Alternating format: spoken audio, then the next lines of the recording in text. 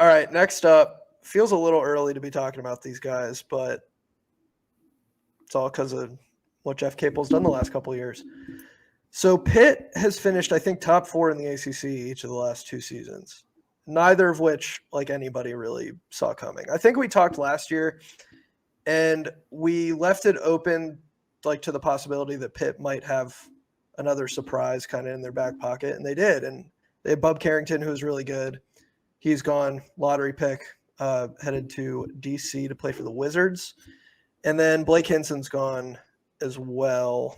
The Pitt Panthers were a bubble team last year, and one of the big reasons they missed out on a tournament berth was their non-conference was pretty brutal. They lost to Mizzou, who went 0-18 in SEC play, plus some other questionable games on the resume. Does Pitt do enough in the non-conference? Do they have an impressive enough season in ACC play to where, they can kind of get themselves off that bubble conversation?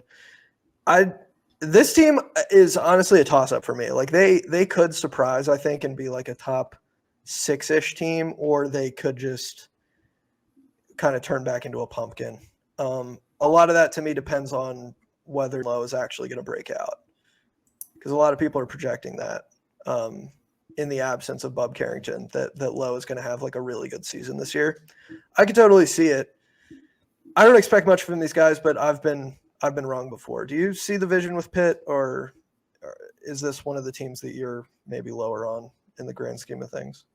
Oh gosh, I mean, we'll get into it later because I think there's a clear like top 3 in this conference, and then it's just a mess kind of after that a little bit.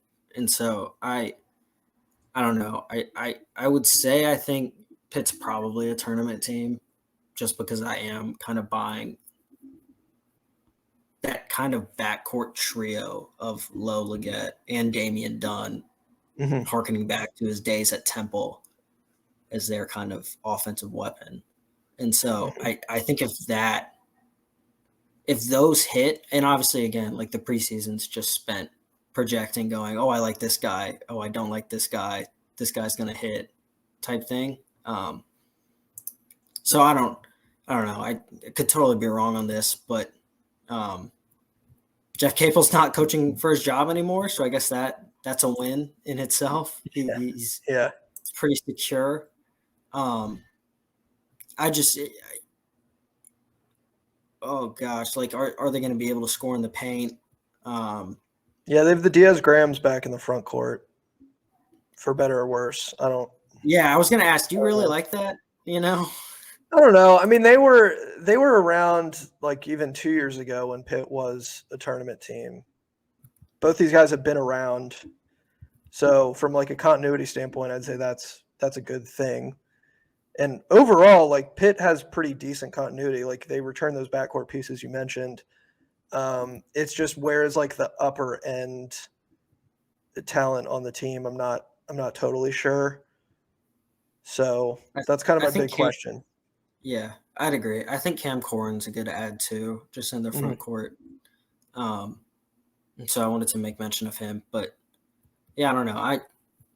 I just do think it kind of hinges on Lowe and then probably Dunn too, especially if Dunn can defend at a moderately good level.